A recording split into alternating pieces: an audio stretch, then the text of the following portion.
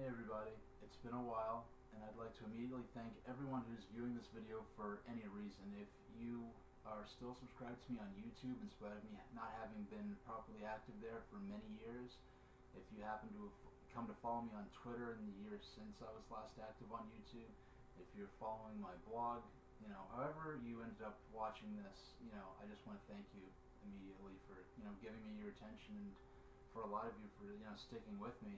It's amazing I still have more than 2,000 subs, even though, it's been years since I've been active on YouTube.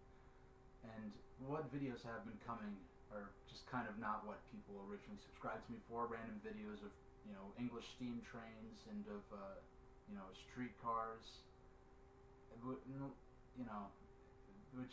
Some of those videos I'd like to post on my blog, but YouTube changed it so that I can't make a video unlisted and also embed it. So I had no choice but to make it public and spam people with that, who were like, what the heck is this? Then other people are kind of interested in it, but I don't want to get out in the weeds. What I want to say is, obviously things have changed a lot in the last several years, in the gaming world, in my life, in everyone's life. And as you can see, I'm in a new location. I've moved, and I'm in a new region as well. And for years, since E3 2014, 2015, I really have wanted so badly to get back into making online videos, into making content again online as far as videos are concerned. And the number one thing holding me back has been, my equipment. I've been in a position where I couldn't responsibly invest in a new computer, invest in new camera equipment, and if you look at E3 2015 or 2014, I tried to do what I could, especially for E3 2014. I tried to make videos, about some of the rumors that were going into that year's E3. And those simple videos just took me hours and hours, because it would take hours to perform basic functions with the computer I had at the time. And,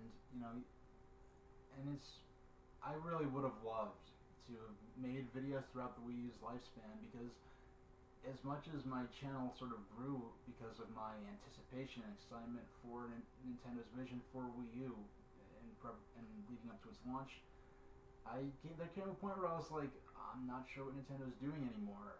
They're sending mixed messages. They don't seem to have a clear plan of action. They don't seem to have a clear vision for what they want Wii U to be.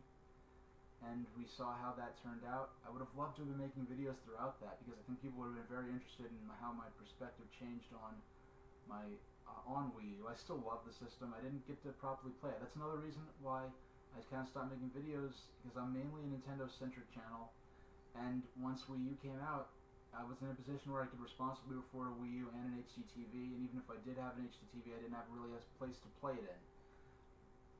And, one of my fans, bought me a Wii U.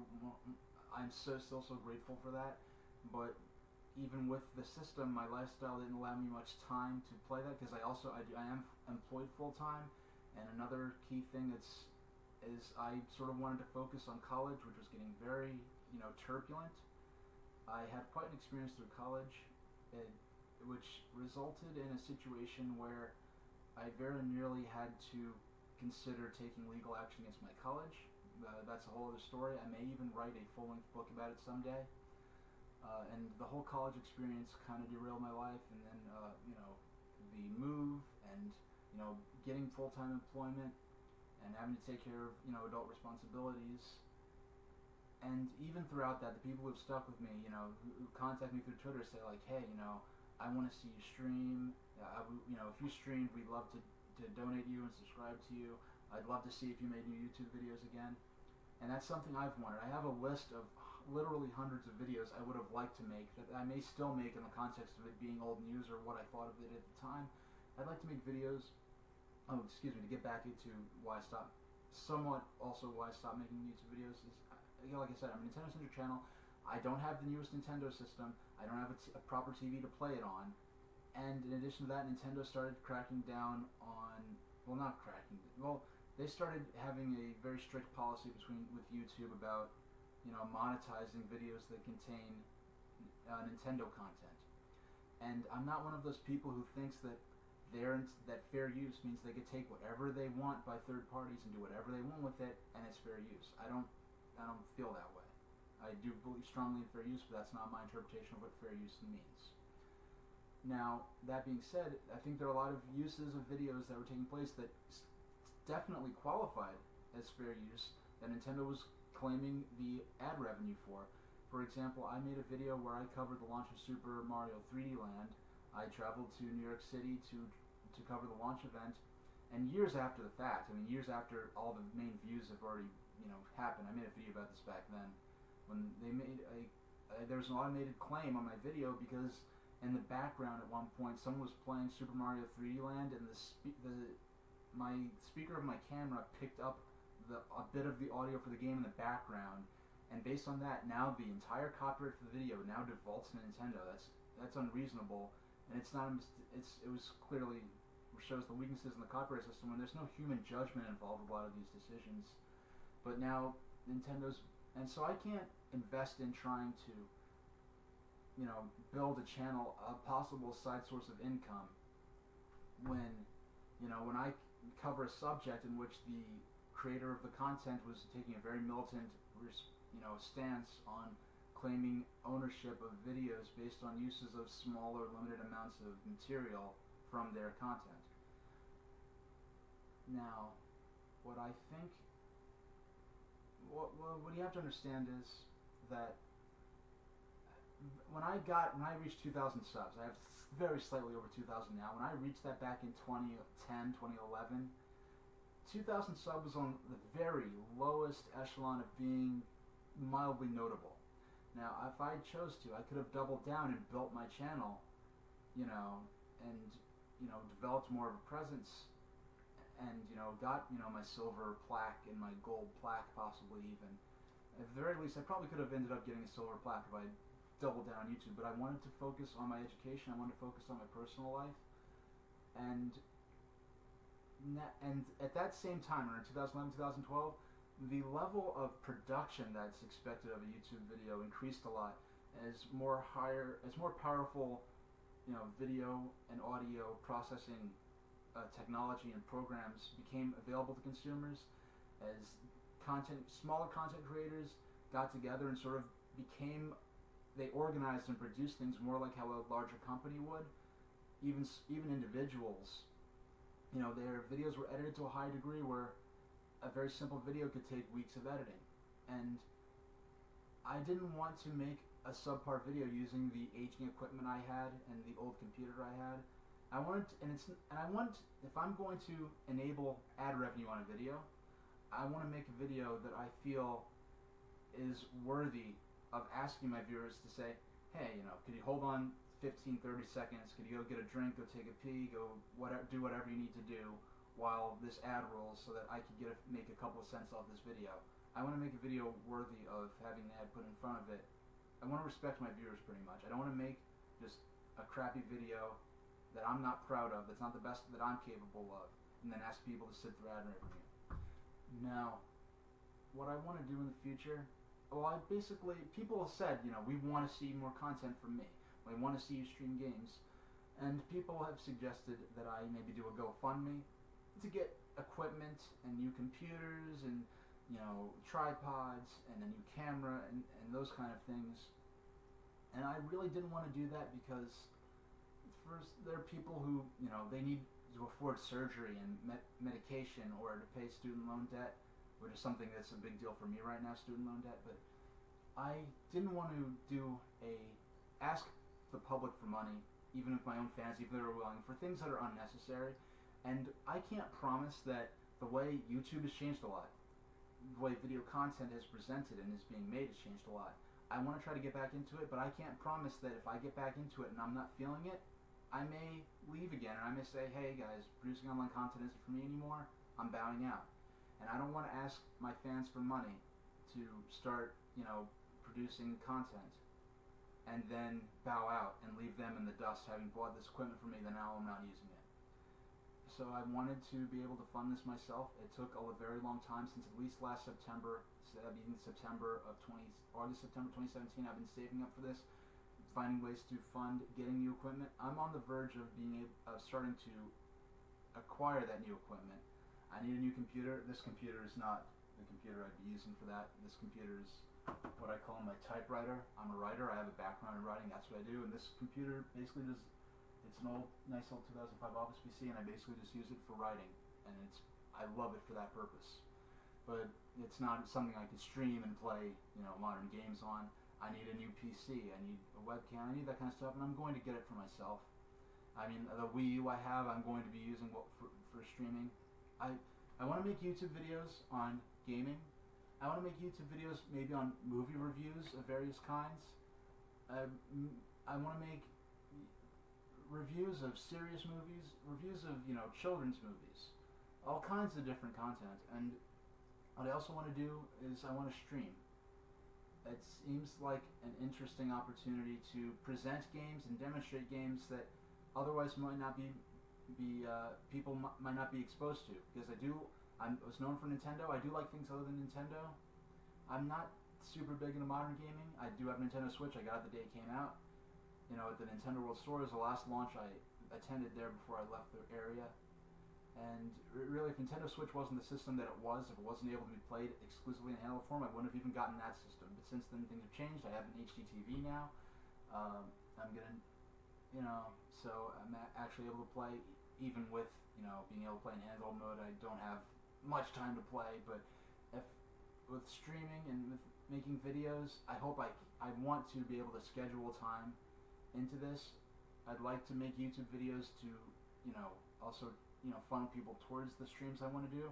Some of the equipment I currently have, I have a NES Mini or NES Classic Edition, and I have a Super NES Classic Edition. I'd like to get a few other systems like this, and these mini systems, these are things I never would have gotten for myself. The reason I got these is because even though I do have the original consoles for NES, Super NES, these provided a way for me to get large libraries of some of the headline games for those two systems, and to be able to play them in a way that's very easy to output in HDMI. Before the Wii eShop closed, I downloaded a large number of rare and interesting games on the Virtual Console service, and it's on my original Wii, but I could use an HD converter or whatever.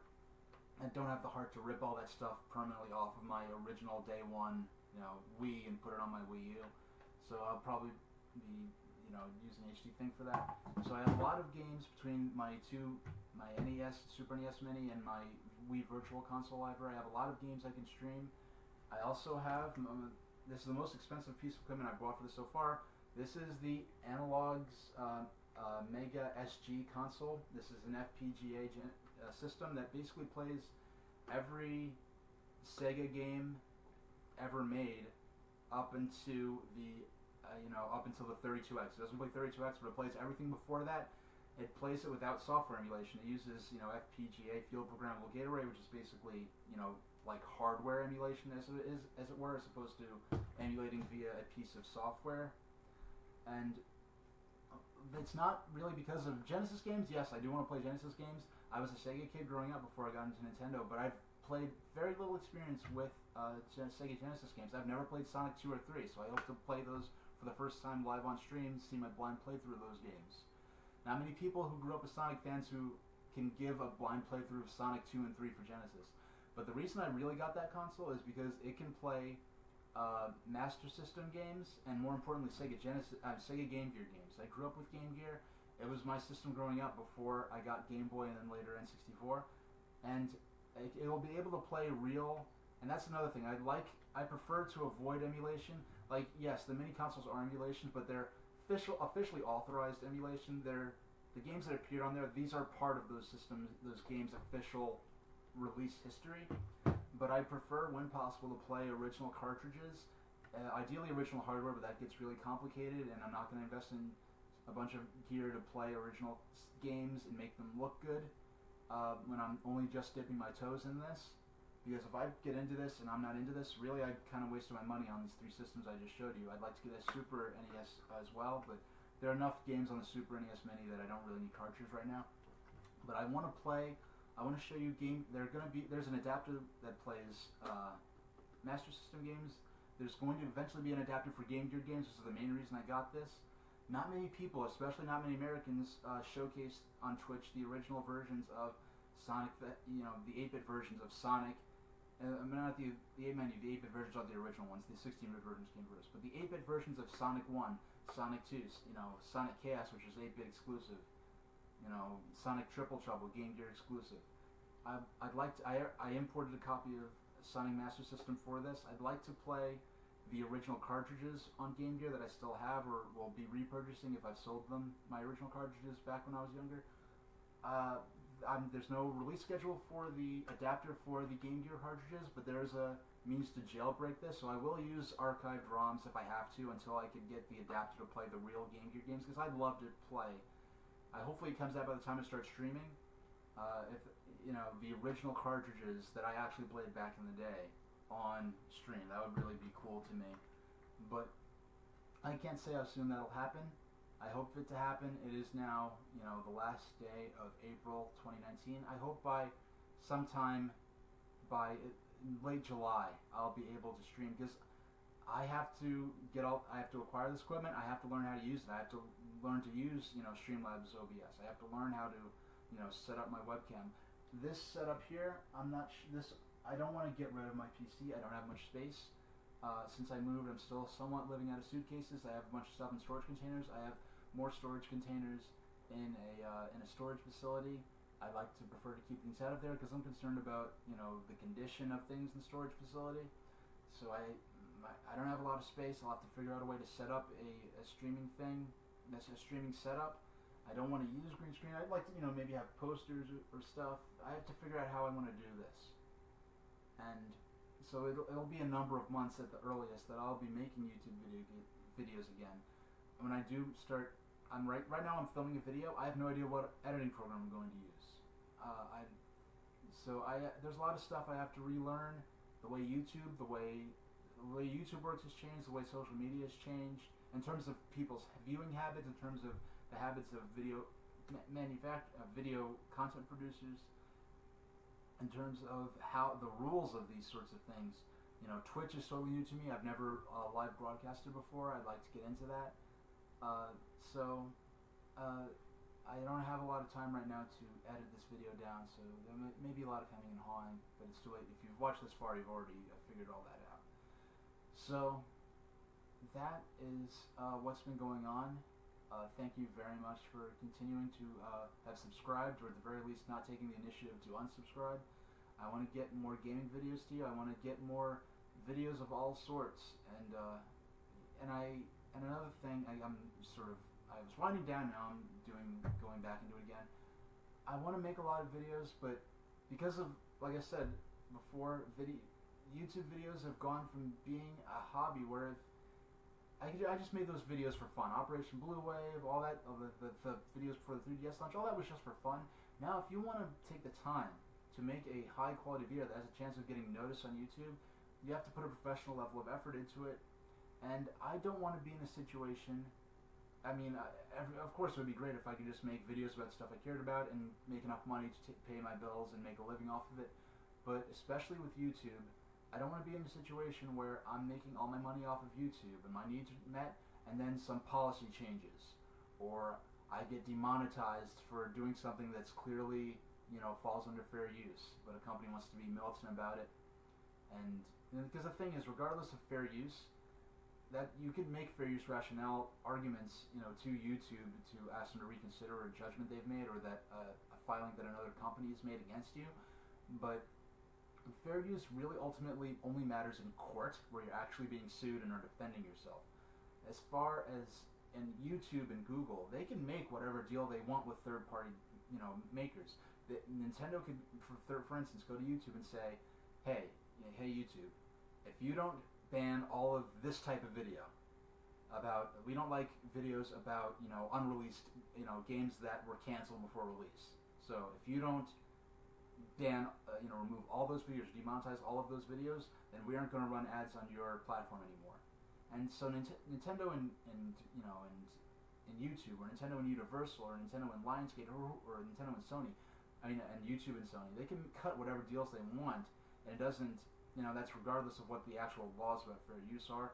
So I don't want to be in a position where I'm vulnerable to losing my income instantly and not having a backup, you know, and not being able to still take care of myself. And I wanted to, when I return to making YouTube and, you know, and online content in general, I want to make that about, you know, I want to incorporate it into advancing my life situation in general. I wanted to be so that I could do it for fun, and so that I could do it just as a hobby if I was able to, if my needs were otherwise met. But I'd like to be able to possibly build some kind of a following or source of income off of that. You know, I don't want to make a Patreon when I don't have anything to sell to people. I don't want to make a Patreon just to have people do something that I was going to do anyway and not offer them something worthwhile.